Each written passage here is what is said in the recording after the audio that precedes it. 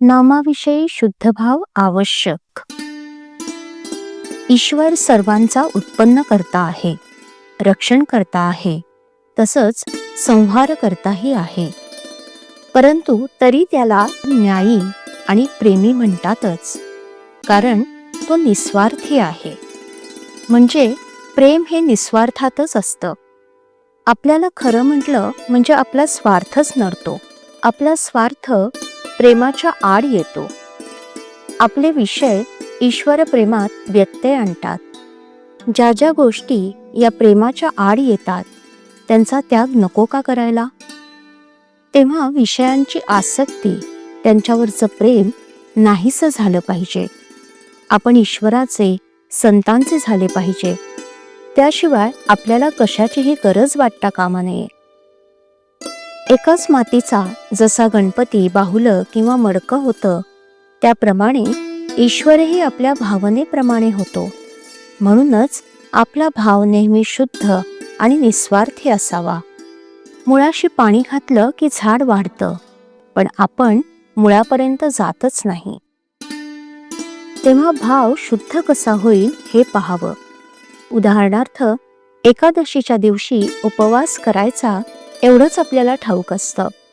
पण एक गृहस्थ एकादशीला भगवंताचं नामस्मरण करायचं सोडून 12 वाजेपर्यंत अंघोळ न करता अंगण मोरी झाडत बसला, असं आमचं चुकतं.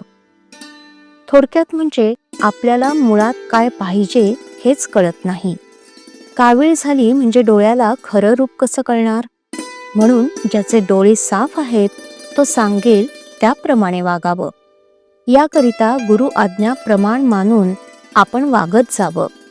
नाम श्रद्धेने आणि शुद्ध भावाने घ्यावं, म्हणजे मनात शंका येत नाहीत.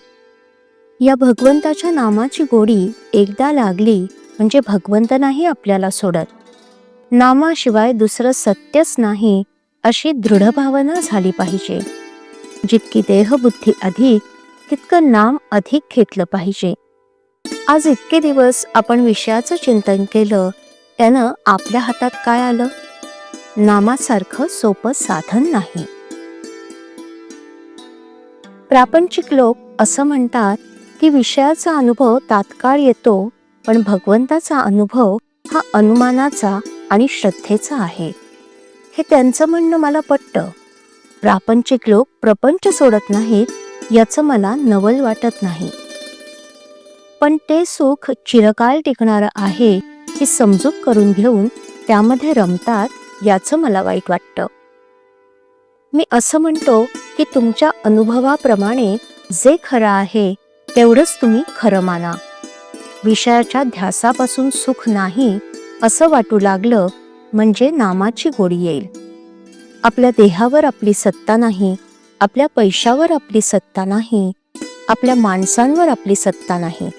म्हणून आपलं कर्तव्य तेवढं करावं आणि ते करत असताना आपलं मन दुश्चित्त होऊ देऊ नये. श्रीराम.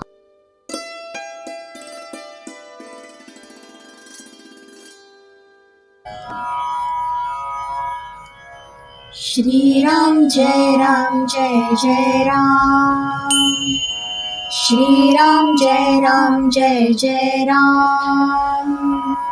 श्रीराम जय राम जय जय राम. श्रीराम जय राम जय जय राम. श्रीराम जय राम जय जय राम. श्रीराम जय राम जय जय राम. श्रीराम जय राम जय जय राम. श्रीराम जय राम जय जय राम. श्रीराम जय राम जय जय राम.